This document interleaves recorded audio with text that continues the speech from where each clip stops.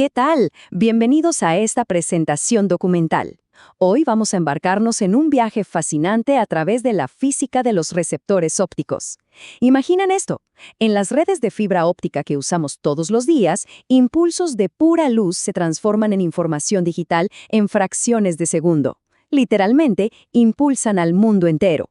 Es el momento perfecto para desentrañar cómo ocurre exactamente esta magia, pasando desde el extraño comportamiento cuántico de los fotones hasta las matemáticas que mantienen vivo el Internet. Para estructurar nuestro recorrido, nuestra hoja de ruta es súper clara. 1.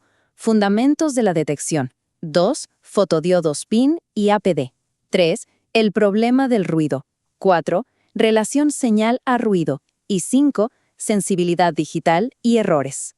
Así que empecemos directo con la sección 1, los fundamentos de la detección.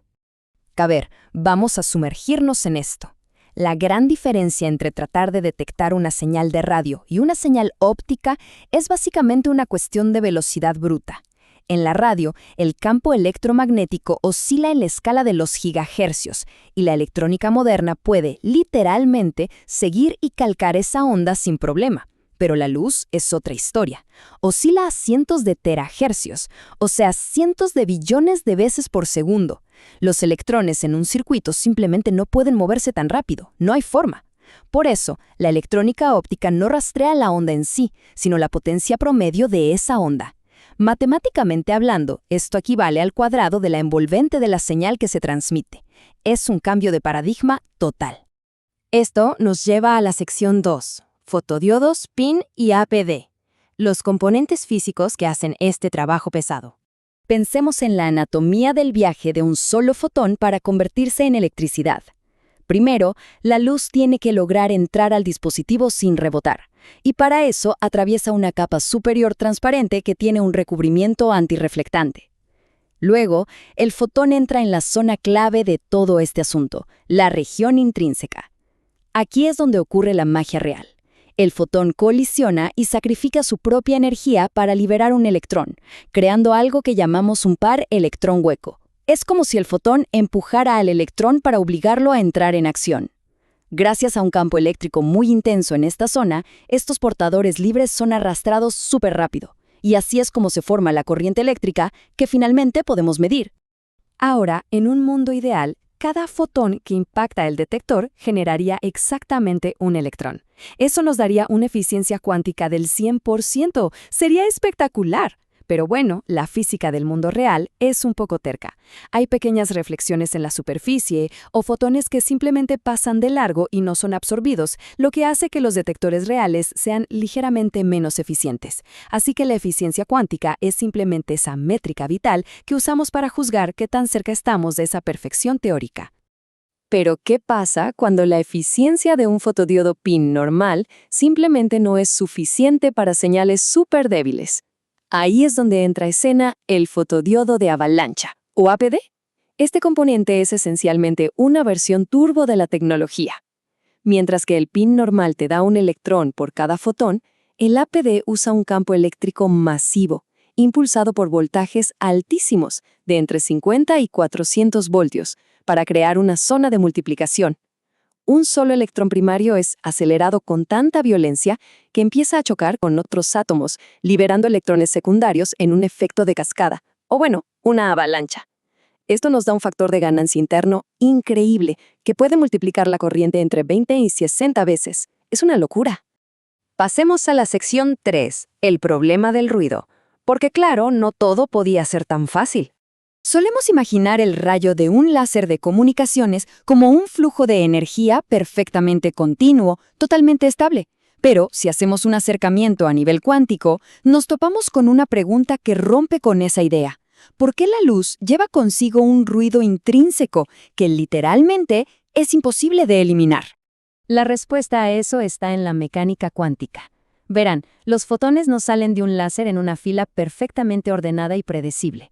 Más bien, llegan de forma aleatoria, como si fueran gotas de lluvia cayendo en medio de una tormenta. Si intentamos contar estos fotones en intervalos de tiempo muy pequeños, la cantidad va a variar de forma impredecible siguiendo una estadística de Poisson. Esta aleatoriedad natural de la luz genera fluctuaciones inevitables que conocemos como ruido de cuantificación o ruido shot. Y atención aquí, no es que el equipo sea de mala calidad o esté defectuoso, es simplemente una ley inquebrantable del universo cuántico. Por lo tanto, el receptor tiene que enfrentarse a una verdadera galería del caos para poder extraer la información útil. Además de este ruido cuántico de la luz, tenemos el ruido de corriente de oscuridad, que es una fuga térmica constante que ocurre en el dispositivo incluso cuando está en total oscuridad. Súmenle a eso el ruido térmico, que es causado por el movimiento caótico y frenético de los electrones dentro de las resistencias eléctricas. Y por si fuera poco, la radiación del ambiente, el calor e incluso las colisiones dentro de esa avalancha del APD inyectan aún más ruido al sistema. Es un entorno sumamente hostil. Y esto nos lleva directo a la sección 4, la relación señal-ruido, las herramientas matemáticas para combatir el caos. Aquí es donde nos topamos con uno de los dilemas de diseño más grandes en toda la ingeniería óptica. Esa fotocorriente diminuta que generamos necesita ser amplificada. Pero usar un circuito simple es una trampa. Si queremos leer los datos cada vez más rápido, tendríamos que reducir la resistencia. El problema es que al hacerlo, el ruido térmico se dispara a las nubes de forma exponencial. La solución brillante a esto, el amplificador de transimpedancia. Usando un poco de retroalimentación negativa, este circuito básicamente le hace trampa a la física. Permite mantener las resistencias altas para ahogar el ruido, pero sin tener que sacrificar esa velocidad extrema que nos exigen las redes de datos de hoy. Ahora, para medir verdaderamente qué tanto impacto tiene este caos térmico en nuestros sistemas analógicos, usamos un estándar absoluto, la potencia equivalente de ruido, o NEP por sus siglas en inglés. Para ponerlo en términos sencillos, el NEP consolida todas las fuentes de ruido y nos dice cuál es la cantidad mínima exacta de luz que tenemos que inyectar para que nuestra señal sea igual de fuerte que el ruido de fondo. Es como la prueba de fuego para saber exactamente qué tan ruidoso es un receptor recién salido de fábrica. Entremos en la recta final con la sección 5, sensibilidad digital y errores. Aquí llegamos al verdadero momento de la verdad para el receptor. Piénsenlo. Frente a voltajes eléctricos que están subiendo y bajando de forma impredecible por culpa de la temperatura, de los fotones rebeldes y de las fugas de corriente, ¿cómo hace el circuito para tomar la decisión fría y absoluta de decir sí, esto es un 1 o esto es un 0? Ese proceso de decisión es pura estadística. En nuestro mundo físico, un 1 y un 0 no son líneas rectas y perfectas en un monitor. Son como campanas de Gauss que están fluctuando constantemente. Y el sistema tiene que trazar una línea quirúrgica y exacta entre ambas para poder decidir. Lo que resulta realmente fascinante aquí es que la campana de probabilidad del 1 siempre va a ser más ancha y más ruidosa que la del 0. ¿Por qué?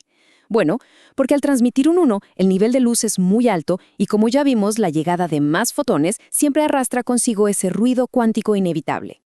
Para medir de forma matemática qué tan fácil es para el sistema distinguir entre S1 y S0 sin equivocarse, los ingenieros usan el parámetro Q. Este parámetro toma la diferencia de voltaje entre la señal alta y la señal baja y la divide por la suma de todo el ruido que tienen ambas señales. Visualmente hablando, esto es lo que define qué tan abierto se ve el ojo en un diagrama de señales. Mientras mayor sea la separación entre las señales y más compactas sean las campanas de ruido, mayor será nuestro parámetro Q, lo que significa que la decisión digital va a ser muchísimo más clara. Y para la infraestructura de las telecomunicaciones modernas, toda esta teoría enorme se resume en un número mágico. Si queremos garantizar una tasa de error de menos de un fallo por cada 1.000 millones de bits transmitidos, el parámetro Q tiene que ser sí o sí de 6 o más, ni un poco menos. Ese es el innegable estándar de oro que permite que las redes globales de fibra óptica funcionen sin colapsar bajo el peso de sus propios errores de transmisión. Toda esta travesía, toda la física de partículas, las matemáticas cuánticas y los cálculos de ruido culminan en una sola métrica absolutamente vital, la sensibilidad. Es la potencia exacta que le tenemos que entregar al receptor para lograr alcanzar ese parámetro Q de 6. Al dominar el diseño de los circuitos y entender a la perfección el comportamiento del ruido para calcular esta sensibilidad mínima, podemos tender inmensos cables transoceánicos con la certeza total de que nuestros datos no se van a perder en el caos. Al cerrar esta presentación, me gustaría dejarles una reflexión que a mí me parece alucinante.